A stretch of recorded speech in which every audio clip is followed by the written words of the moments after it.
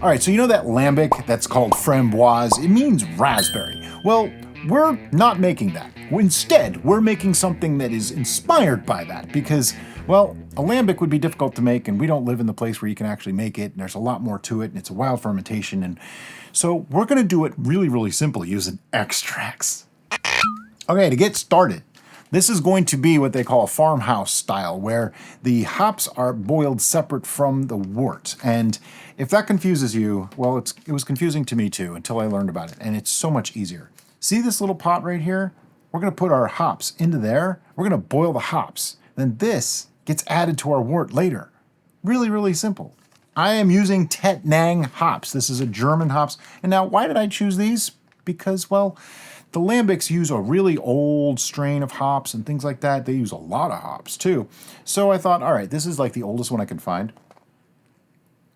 It's got an interesting smell.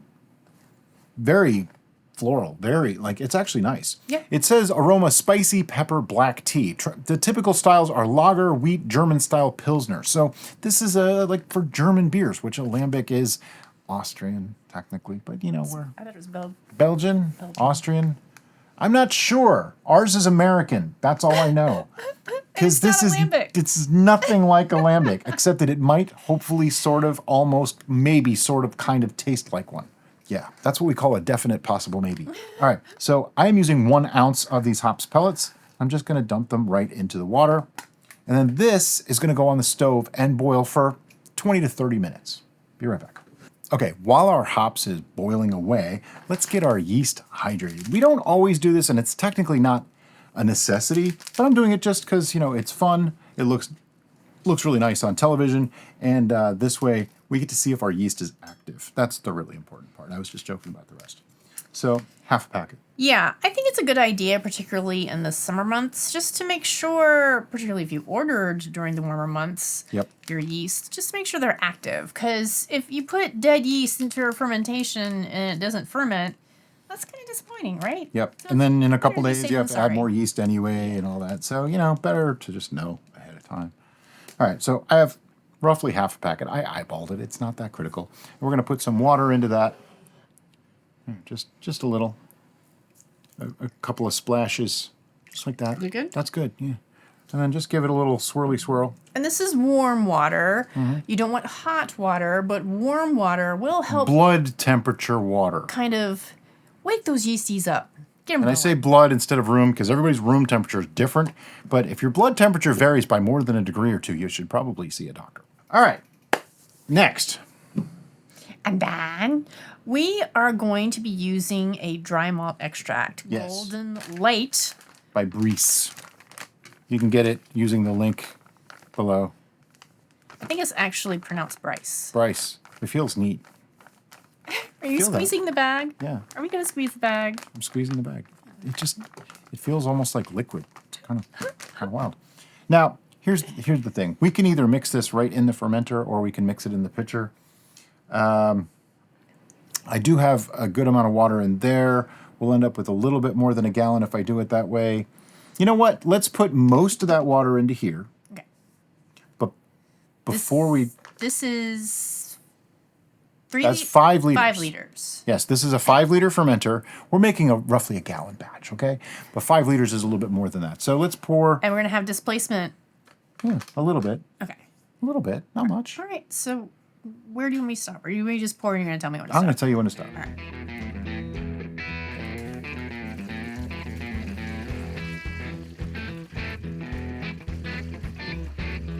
All right. Right there.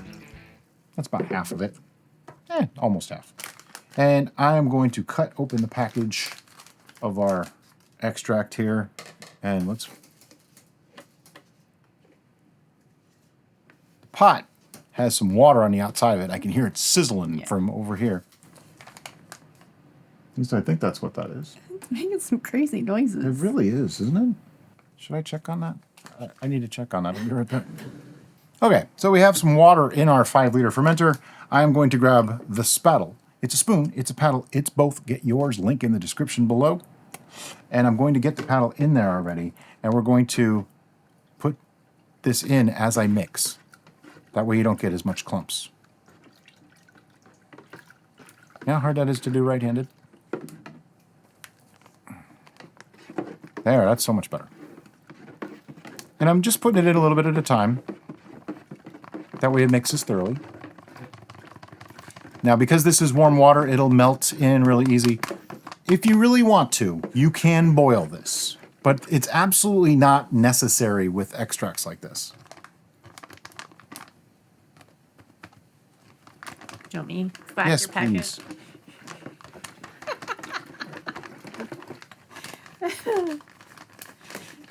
If you're going to thwack somebody's packet, make sure you get permission first.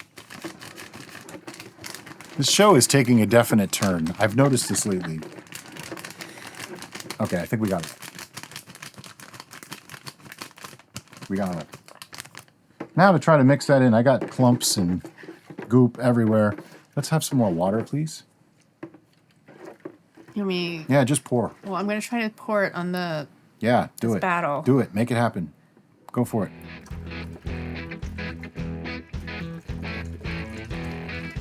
Yeah, it dissolves really easy. It's basically like solid sugars at this point. It's just dried up. Yeah. Now, this wouldn't be a framboise without the framboise. So we have 1 pound of fresh raspberries here. And they've been rinsed off. Should be fine. We're just going to put them right in, but I'm going to taste one to make sure. Now it's 1 pound minus 1 pound minus 1 berry. It's crucial. We had too much. You can freeze them first if you want to. The yeast is going to get to it, okay? It's not going to count in the original gravity. That's fine. I'm not overly concerned with that. Raspberries have a shockingly low amount of fermentable sugar in them. Yeah, there's probably 20 or 30 grams of sugar in a pound. I can look in just a second. I actually use an app called Chronometer for logging food and things like that, but it also works really, really great for figuring out how much sugar is in stuff. It gets all the nutrients of things. So I'm going to look it up. Let's see, raspberries. And we have 1 pound. Total sugars are 20 grams. So it's almost so insignificant. I mean, 20 grams, let's see how many points that is. It's like nothing. 20 divided by 454 times 0.046. It is literally 2 points of gravity. So I'm not even worried about it. And by 2 points, he doesn't mean 2.000. 0.002 on the gravity. So not a concern.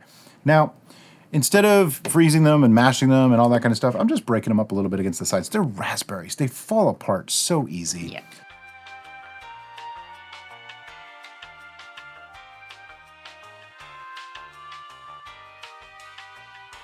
So they're there for flavor too. So they're not really going to add much alcohol, but the yeast will get to them. I mean, think about it. In the wild, do yeast need a blender in order to get to the nutrients inside the fruit? I don't think so. So I'm not going to worry about it too much. But they also make a nice extra abrasion for mixing. It's my story. I'm sticking to it. All right, a little bit more water.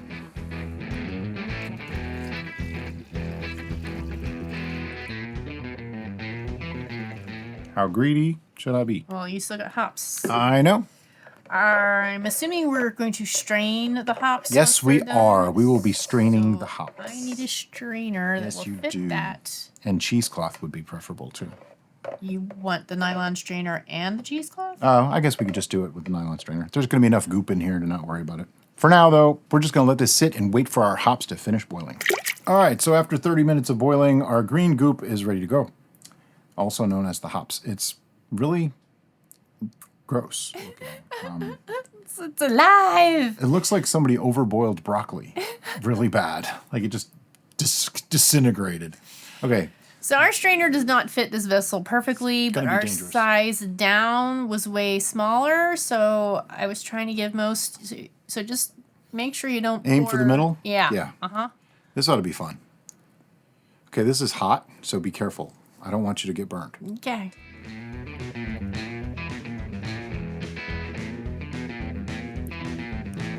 See, there was cause for alarm. I'm going to get all the hops liquid in there, because that's where your bittering comes from.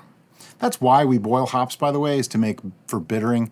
I thought about just dry hopping this, but that's really only going to give an aroma. It's not really going to add to the flavor. So I wanted to bitter it, because otherwise raspberry and malt wort could get really, really super sweet, and I didn't want that to happen. Anyway, I'm going to go put this in the sink. Be right back. Okay, now that we've added that. Would you like me to sanitize? Yes, I've got the thermometer because it needs to be sanitized. Okay, and I'm going to have to show you guys what this looks like too. It's kind of like green liquid with red berries floating in it. It's just really looks awesome. But I want to take a temperature on it before I add the yeast, just in case it raised the temperature too much. 106 degrees, that's fine. We know our temperature is okay. This is nearly full. I don't think we're going to need that extra water because we put water in here from the hops, and there's just a tiny bit in here too. Now, you know what? I need to show you this too. While not exactly what I call a foam dome, there's definitely activity. You can tell that that yeast is alive. And that's really why you hydrate, just to get that. See all the foam in there and the bubbles? That says that the yeast is active. Okay, so I'm gonna just get it off the sides. See, I'm using the spoon side of the spattle now. Multi-purpose devices, gotta love it. Okay, I'm just going to mix it up real good so that there's no solids on the bottom and we get them all so that every yeast, or at least most of them, can achieve their destiny. Fulfill their destiny. I said it wrong. I said my own thing wrong. Okay, and I'm just dumping that right in. Give that a stir. Just looks so weird. I'm sorry to be making a big deal about it, but kind of looks like Captain Crunch berries put into pea soup. It's the best I got that it looks like. It's just crazy. Okay, so the last thing we want to do is I want to just get an original gravity reading. And here's the thing about gravity readings. It's more just to know what ballpark we're in. They're always a little bit of an estimate. Like for this one, we're not going to get the raspberry juices in there. Maybe a little bit comes in, but it's only 2 points at the end of it anyway, so it doesn't even matter. The really important thing about gravity readings is at the end, to know if it's done or stalled. That's really it. You can calculate your ABV too, but to me, that's not super crucial. Anyway, so here we go. Look at that nice and clear liquid. Must and wort is like that. They should be super cloudy in the beginning. It's a joke. I'm just kidding. Yeah. I'm just totally kidding. I expect this to be somewhere around like a 1.035 to 1.045, something like that, I think. Well, you know, right in the middle, 1.040. So what that means, if I go by the potential alcohol on here, it's somewhere around 5%. Totally cool. Once we carbonate this will be like 5.5%. And since everything here was sanitized in, the red bucket of sanitization! I can dump this sample back in. Yeah, we probably should have mentioned that much, much earlier. We sanitized all the gear, all the stuff that gets used, everything that touched our wort in any way was sanitized. Including our hands. Yeah, except for the pot that had the hops in it because that got boiled. So that was sanitized all on its own. We have our airlock filled with a little bit of sanitizer fluid in there. Put the cap on it. Now this particular vessel comes with the smaller version, which is perfect if you need to do a cold fermentation or if you need to cold crash because it's more compact. Fit right in the fridge. This is its big brother, as you it's a little can bit see bigger. There. It's not a lot higher though, is it? No. So I think it would still work. Yeah, you could probably still fit that.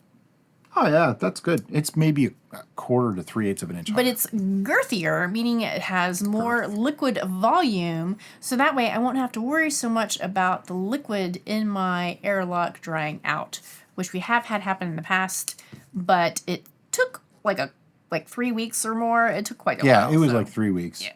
Had to write down my gravity reading because I almost forgot. We're going to go ahead and take more notes to make sure we have all our ingredients and additions included on our notes for future reference. We're going to put this on a half baking sheet with the edges, just in case our fermentation gets really crazy and overflows. It'll be caught in that tray rather than all over our kitchen. Once it looks like this is just about done fermenting, we'll be back to show you the next step. Okay, it's been 9 days. Now, this was semi-active at first and then kind of slowed down, but I knew we had a little bit of time. So all I did was just kind of keep it moving a little bit to keep those raspberries moist. You may see white at the top. Don't freak out. That's simply our raspberries. Let me show you. So as you're looking inside there, I mean, obviously we're looking for mold and things like that, but what I see is white raspberries. They just lose all their color. It's pretty amazing. So that's a really strange thing that happens. It does it with strawberries as well. So some fruit, they're just going to give up all of their color to your beverage, but it's going to make the beverage look really pretty. Just the fruit's going to look really weird. So we want to take a reading on this, and I got to get down below that fruit cap so I get a clear reading. Yep, sorry. Clear-ish. This did not clear, but that's okay. I think it could just be pectic haze from the raspberries, and that doesn't really bother me. This beer doesn't need to be clear for me to enjoy it, but I do want to be careful because we may be moving this over today and starting the bottling process. And I don't see any reason not to. Beers tend to have a little bit of residual sugars because there's non-fermentable sugars in the malt. This is at 1.006 right now. I am going to say it's done. There's probably no way it's going to ferment any further. But we intend on carbonating this, so ultimately we don't really care. And that's a weird thing to say, I know, but... Smell that. I'm going to dump out most of this into the pitcher so that I can get a taste of this. Yeah, we can taste that much. That works. And the reason why I said we don't really care is we're going to add more fermentable sugar so that we can do that natural carbonation. And so anything that's left that's going to ferment is either going to ferment along with it or we're going to stop by pasteurization depending on what our sweetness target level is going to be. It's already got a pretty decent raspberry flavor. And it's a little bit of the maltiness and the hops from the beer is actually working really well together. This is turning out fabulous so far. Man, now I want to make all the fruited beer. And we can. Okay, so we're going to rack this to a pitcher. And obviously that's going into turbo, so it's clean because, you know, we both just drank from it. But we're going to move this into a pitcher so that we can do whatever adjustments we deem necessary at this point, which is probably going to be carbonating it. And to rack, we just use an auto siphon. I got down past the level of the fruit, and I'm trying to not dig up too much of the lees in the bottom. I'll make sure to link our full racking video in the description below. Okay, we racked it. Now, as you can see, it's completely crystal clear. Now, that's a joke, but I went a little bit lower into it than I normally would. We got some floaty bits from the raspberries, so we're like, you know... We're going to flavor it, and then we're going to rack this and let it sit. Let's let it sit. We are sitting at almost exactly 1 gallon, and I know that it tastes pretty decent, but I want to see what a little bit of raspberry extract would do. Now, it says on the bottle 1 ounce per gallon. I figured out that a tablespoon is about half an ounce, so I'm going to put in half an ounce because there's already quite a bit of raspberry flavor here. So that's probably going to be enough to really bring the raspberry forward and make this taste just amazing. I don't want to sweeten this if we can avoid it, and here's why. If we sweeten, now we're sweetening and we're carbonating, and then we have to pasteurize it to stop the carbonation process, and it's a more complex process. I wanted this to be a little simpler, so I'm hoping we don't have to sweeten it. Now, I know the framboise lambic is quite sweet. You know what? This is where we're separating from that. We're taking a different path. Well, this isn't a framboise. It's inspired by Lambic, because it's not all a lambic, things. Yeah. but it is framboise. So, yes, it's definitely raspberry. That's the only thing that it has that's similar, really. And it's beer. Now, it really does have a nice I overall smell raspberry from over here. I think that's actually really nice. But I do think it might need the full ounce of raspberry. What do you think? The hops character is really coming through. What do you think? Yeah, or do the... Yeah. Okay, so we are going to end up with the full ounce of extract for the gallon. And that's fine. I'd rather add less and test it than add too much and go, oh, that doesn't taste right. Because extracts, if you're not careful, can get artificially tasting if you're not, if you don't judiciously use them. One more quick taste. Now it definitely smells more, I get like almost a cracker crumb, which is the malty beer thing, and the raspberry. Like, it's definitely still a little bit of a light beer with a raspberry flavor. It's raspberry beer. I mean, just really nice. I think the amount of hops that's in there actually bittered it so much that we needed more of that raspberry flavor to bring that back.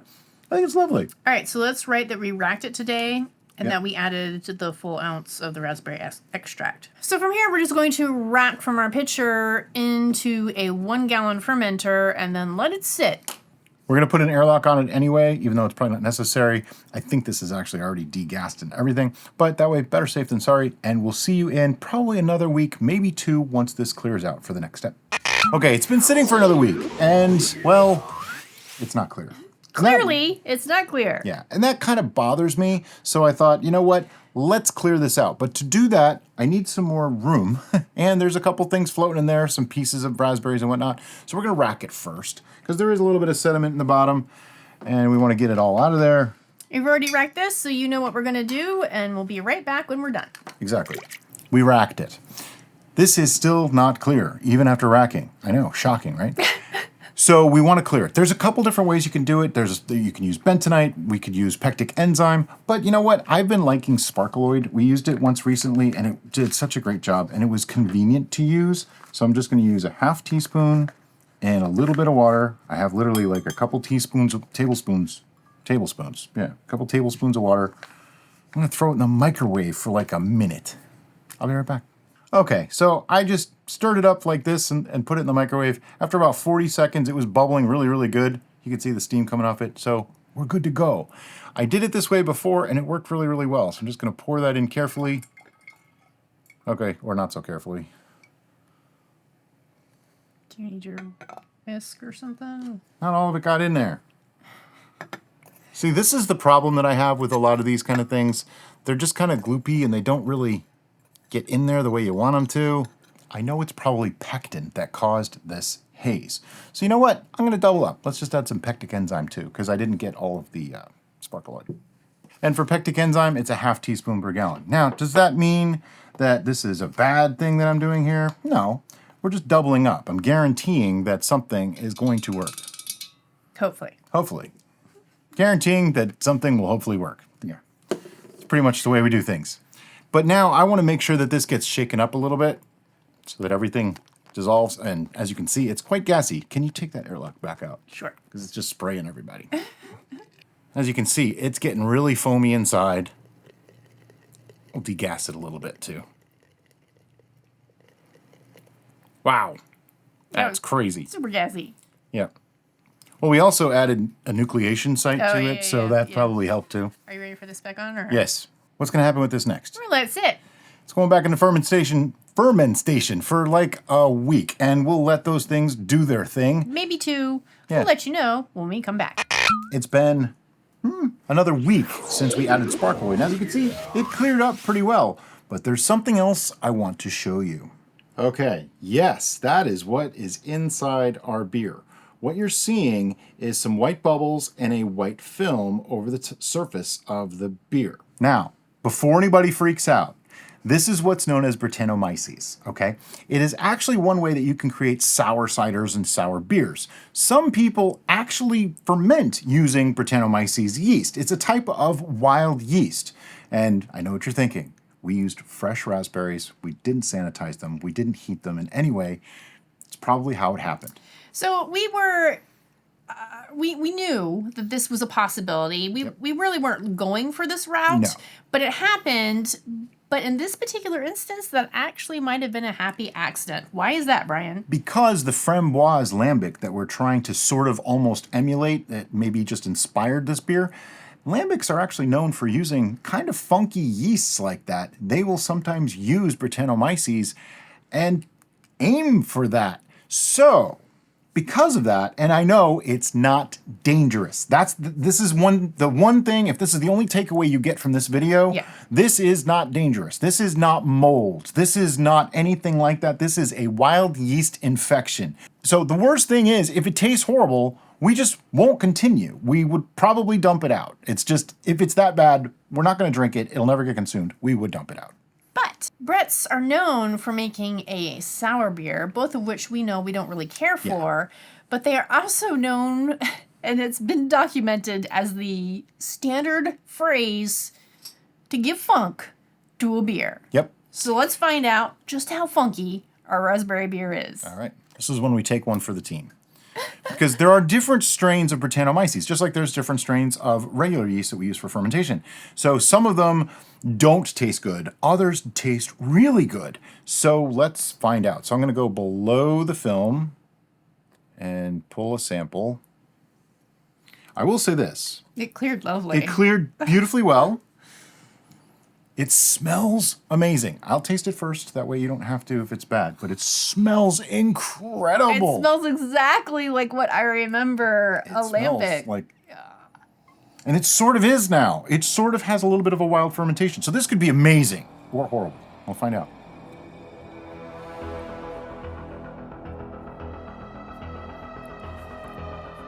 I want you to try that. He's not retching. I want you to try that. Oh, the aroma. Oh, my.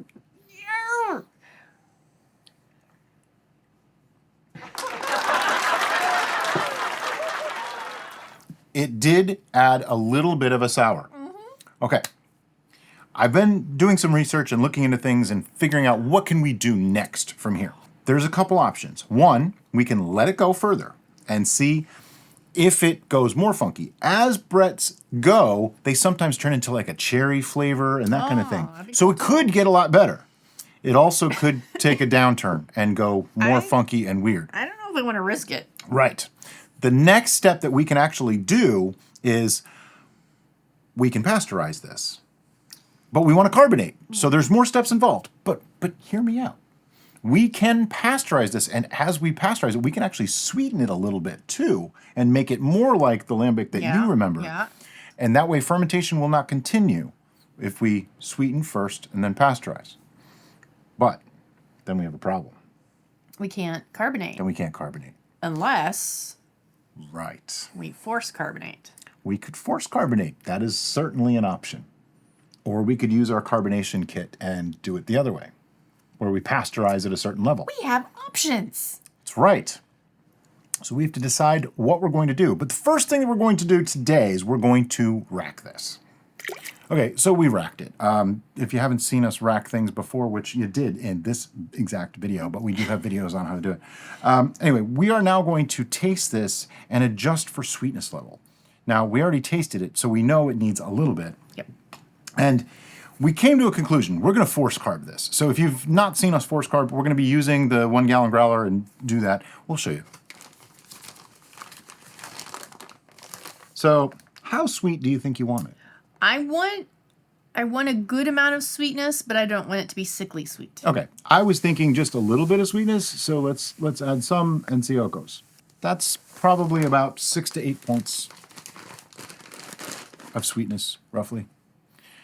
And it did nucleate a little bit. There's some foam form. Yeah, that's hard to say. Foam formation. That's because it's off-gassing. So the miniature particles of the sugar activated the gas that was trapped in solution. Poof, and there you go. Yeah, let me show you. See? You see it? It's foamy. Now, luckily, it had naturally off-gassed some already. Otherwise, we might have had a volcano issue. Yeah, I didn't really think about that when we were doing this. But this is also protection against oxidizing. A lot of people get very concerned about oxidizing, and rightfully so, to a point. But in this case, there's so much CO2 coming out that oxygen is not getting in. And if you notice the way I'm stirring, it's very gentle. I just want to mix those sugars in. I'm not looking to agitate it in any way. Listening to your stirring, I think the sugars are pretty well mixed. Yeah, we talked enough that it all went through. Oh, I heard a little scrape. Give it another second or two. In case you haven't heard my spiel about the way we sweeten, we do it this way on purpose. That way we're sweetening to taste rather than sweetening to some random number that we thought might be appropriate. It also means that when you replicate this recipe at home, you can do it to your taste, not just to ours. We give you a guide and we give you an endpoint where we went to, but that doesn't mean that you have to go there either. If you do the tasting along the way like we're doing, add a little bit, taste, add a little bit, taste. You'll never say, I added too much sugar, what do I do now? Instead, you'll say, wow, I see what they're talking about. I got it right to where I wanted it. I don't think it needs any more. All right, let's take a quick hydrometer reading to know what we sweetened it to. This goes along with our sweetening method too. By giving you a gravity reading, we give you a kind of an endpoint for where we stopped. That way, if you have a gallon, 2 gallons, 5 gallons, 2.6 gallons, 1.4 gallons, doesn't matter. You can still use the guide to get it to the same amount. Whereas if you have a slightly different volume than we do, and I give you, put in 0.7 pounds of sugar, you're not going to get the same result we did. So that's why I like to give a final reading to see where it ends up. Now this started at 1.006 when we're starting the sweetening today, and it's at 1.012, so we only added 6 points, which to me is pretty reasonable for a beer or cider. We never figured out how much alcohol we made.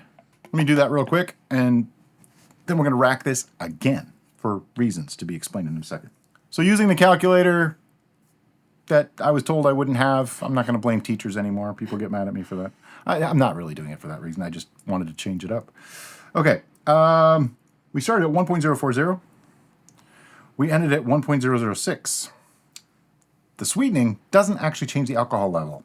That minor amount may have diluted it just a tiny, tiny bit, but not by much. Yeah, we didn't really add that much. Right. So that means we used 0.034 gravity, or 34 points, times 131.25. I use 131.25 for brews that are below, say, 7% or so ABV, and I use 135 for brews that are above that. It's a little bit more accurate. It's not the end of the world. Just make sure that you use the same system all the time on the same brew. That gives us 4.46%. I'm going to call that 4.4. But here's the thing. Once we carbonate this, oh, no, we're forced carbonating. Forced carbonation doesn't add alcohol. Nope. Okay, so it's going to be 4.4%. And that's beautiful, because that means I can drink more. Okay, so we have to rack this yet again. And I'm very glad that there's a lot of gases in here because of all this racking. This way we are risking oxidation at a very, very, very small amount, very, very minimum. But we are putting this into a glass fermenter on purpose because we're going to pasteurize using our sous vide pasteurization method, which means get the internal temperature to 140 degrees Fahrenheit for 22 minutes and then remove it from the water and let it come to room temperature. And it'll sit for about a week so everything settles down and everything like that. And then we'll be back next week with this to show you the next step. All right, so it's been another week. Now, after pasteurizing, something I wanted to point out is that that kills the Brettanomyces infection. Because as we look inside here, and let me just get the camera and we'll show you. Raspberry beer. See, as you look inside there, there's no sign of that infection anymore. It's completely, and that's part of why we pasteurized. Because I figured we didn't want to let the infection go further and make it more funky. We wanted to stop the funk right where it was. We had a perfect level of funk. I almost got that out without laughing.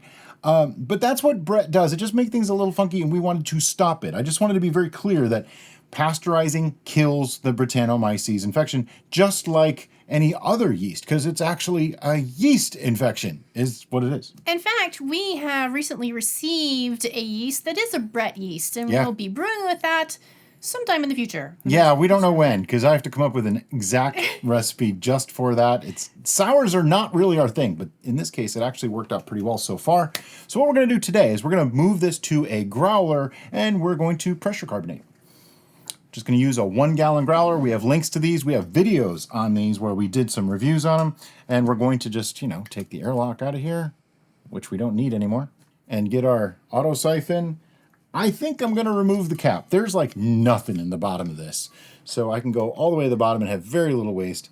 And we're racking it right to the growler because this has been tasted, it's been tested, it's good to go. All that has to happen is it needs to carbonate.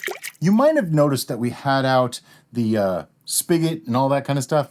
Well, quick change of mind, because the gauges on those, I don't really like them. So we actually invested in this center post that also has a pressure release, and it has 2 posts. So you can use regular things like you would with a keg. So it brings this closer to, if you have a larger keg system, you can use a lot of the same gear.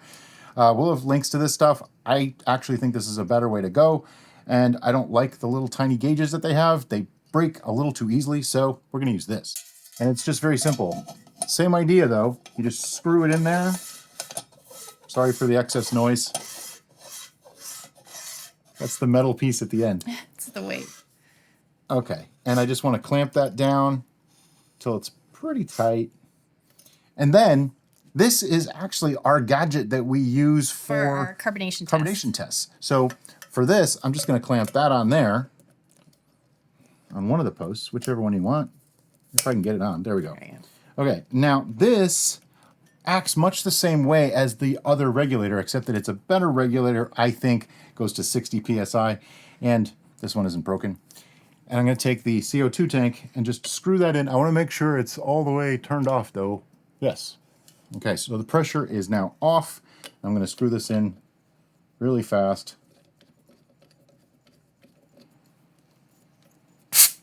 There we go. Just a little pop. That's all you should see.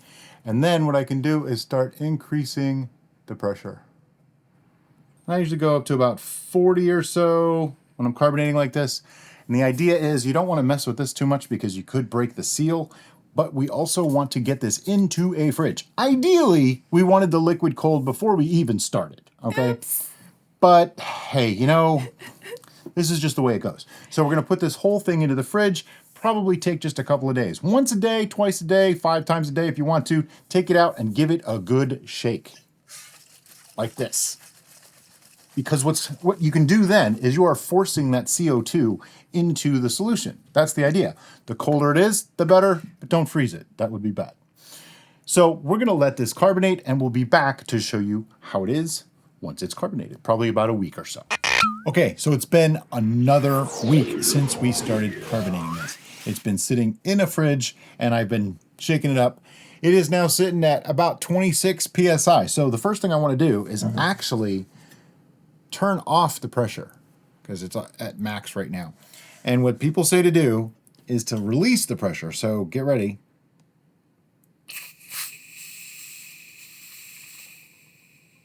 There we go. And then I have, It smells it does smell really good.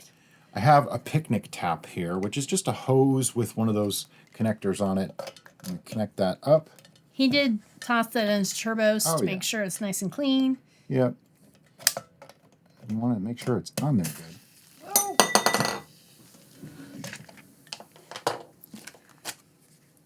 It just wouldn't be City Steady if we didn't make a mess. How did that even happen? I think it's not screwed in tight on that end. What the heck, man? It's not at all. No. So make sure your picnic tap is nice. We haven't used this thing yet. First time.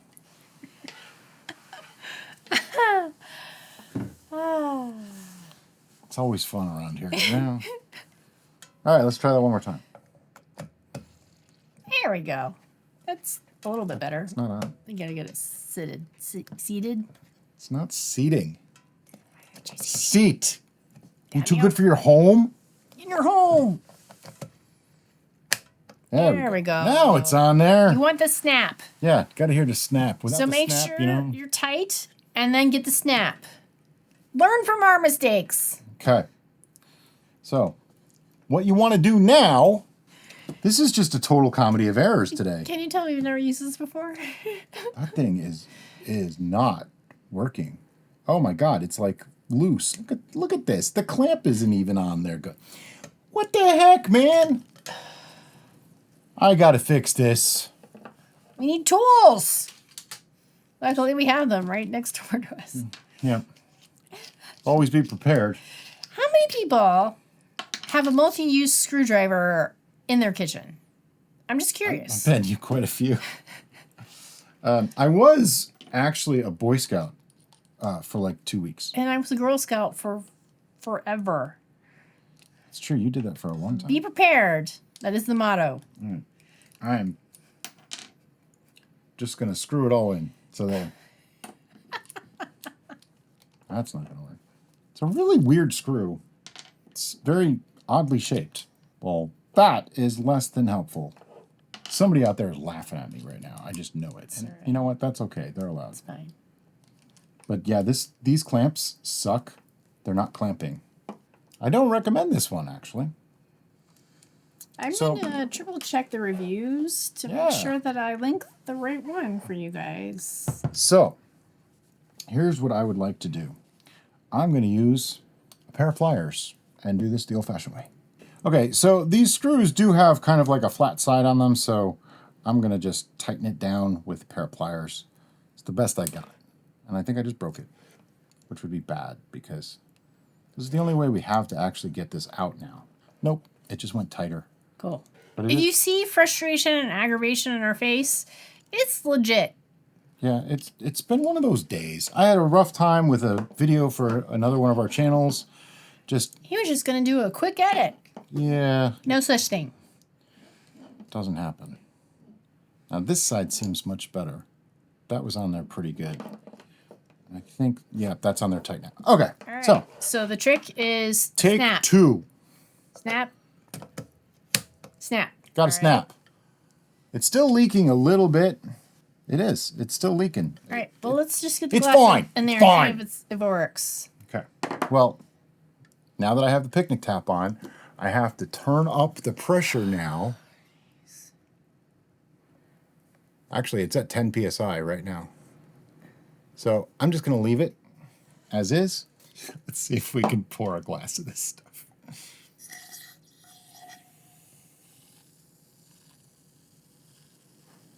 I am horrible at pouring from a keg. Wow, that's... But I would say it carbonated. It's foamy Fomerton.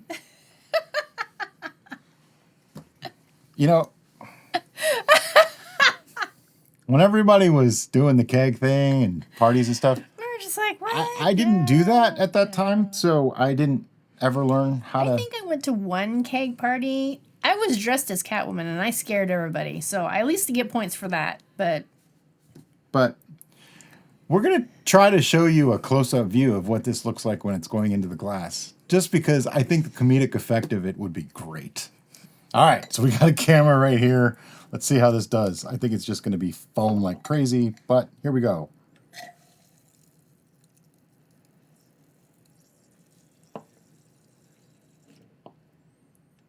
That was better. That was better.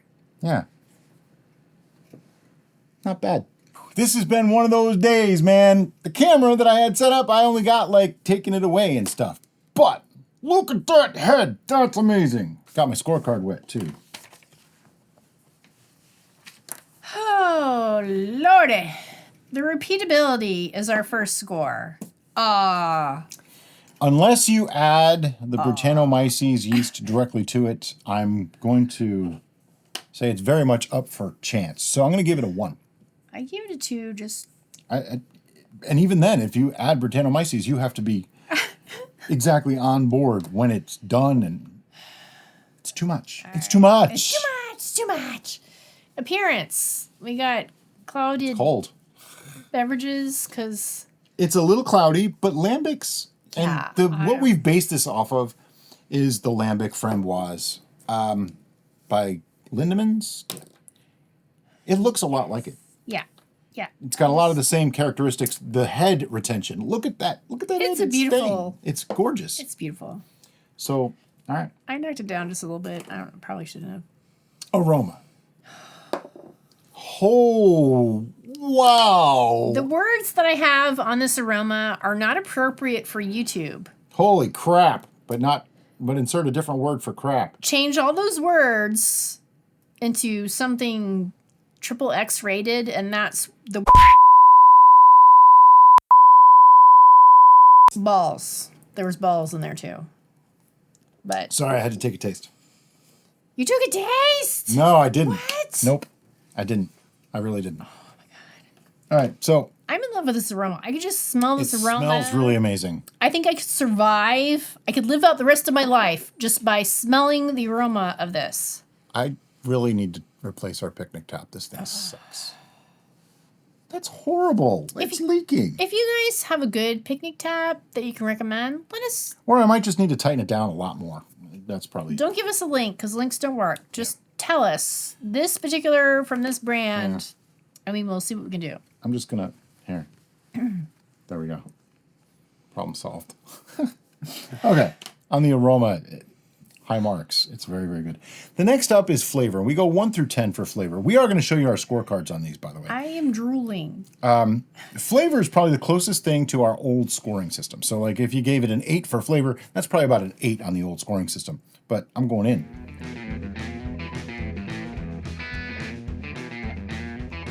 Okay. Not as sweet as the Lindemans Lambic Framboise. Definitely not.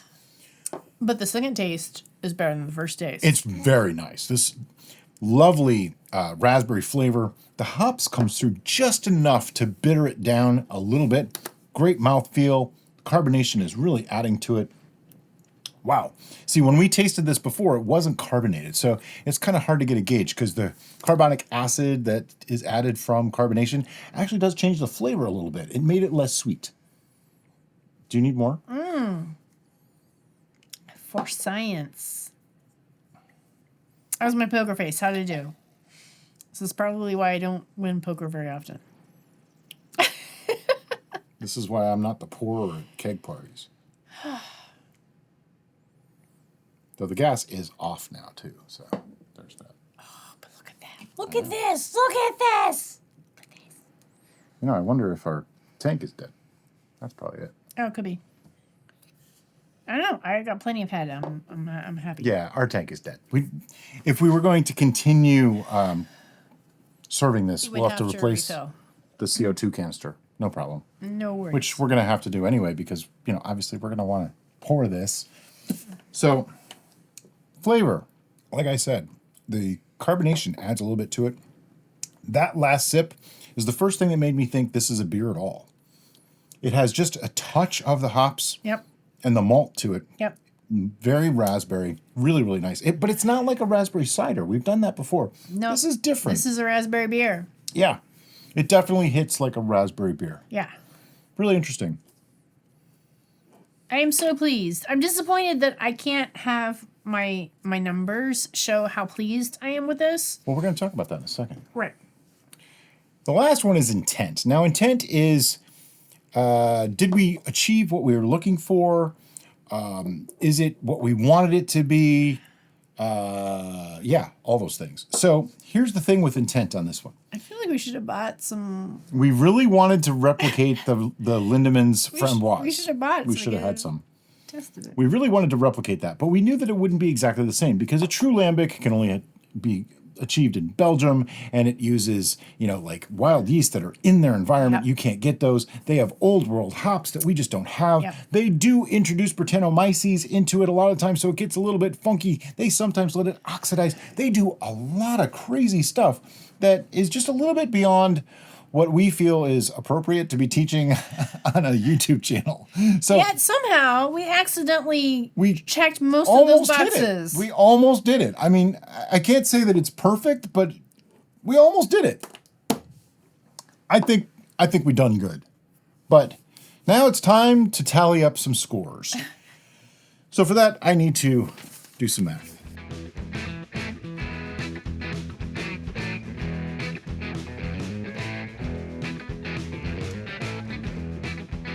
All right, the scores are tallied. Are you ready? Yes. Do you have a number? I do. You have your final number? Yes. Okay, 1, 2, 3, 9.3. I think that's the first time on the new system I've been higher than you. Usually I'm lower. I think it is. And I have to say, let's just compare our All right, let's talk about it. I'm going to show you guys our scorecards at this point so you can see what we're talking about. For repeatability, I went with a 1 because I don't think this is very easily repeatable at all. I went with a 2, just in case the chaos gods were on your side. You could maybe make this if all stars were aligned and planets and hoo-ha. Yeah. I was probably being very, very, very, very, very generous on giving it a 2 for repeatability. I gave it a 5 for appearance. I gave it a 4. I probably should have gone with a 4, but I went with a 5. I think it has the appearance that it needs to have. It looks like a beer. It looks like a beer, and it has a slight raspberry tint. Yeah. So. And the head retention and everything, fantastic. So between my 4 and his 5 is a 4.5. Yeah, we don't do that, but that's basically where it's at. On aroma, we both gave it a 5. Because it smells fantastic. Amazing. The little bit of maltiness, the little bit of hops, combined with that raspberry, really just unbelievable. If you can't figure it out, first, this is kind of a crazy day for us. Yes. And second, this came out surprisingly good. I had thought we were going to end up dumping We started this recipe knowing there's no way we're going to be able to make that, but let's try anyway. And then things just started to happen for us. Yeah. And then when the infection happened, I thought we got a 50-50 shot of this being usable or dump it. Not only was it usable, it improved it. It did. That's key. And it's not dangerous. Somebody's going to be all freaked out. Brettanomyces is a wild yeast. It's just a yeast infection. It's a thing that's used. It's a thing that people want to use. Yeah, we actually have in a packet Brettanomyces yeast. So that's all it is. When it comes to flavor, I went with a 9. It's darn close to what I want it to be, but not exactly. Well. Yep. I'd like this a little sweeter. I think it was until the carbonation happened. Carbonation can take that sweetness level down a little bit. But sometimes carbonation could artificially make things seem sweeter. Yeah. So it was a gamble on us trying to project what the final sweetness would be. So, but it had plenty of flavor. I would agree. For sure. If it was just a little bit sweeter, maybe it would push that raspberry forward, and we'd be more happy and suited to a 10. But a 9 is pretty darn really good. Yeah. I am being incredibly brutal on the scoring recently. I don't know if anybody's noticed that.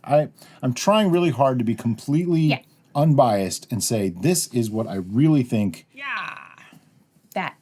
All right. That way, when I give something a 10, it means something. It means more. Also, we shared the same number for intent. Yeah, we both gave it a 9. Because I think it's so close. It's just not so quite close. There.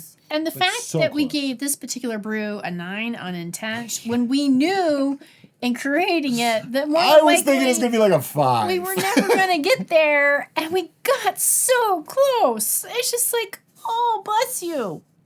Thank you so much for making our dreams come true. My score for our picnic tap is a -3. What the heck? That thing sucks, okay? I mean, sure, should you check the fixtures before attaching it? Yeah, of course you should. We didn't, so bad on us, right?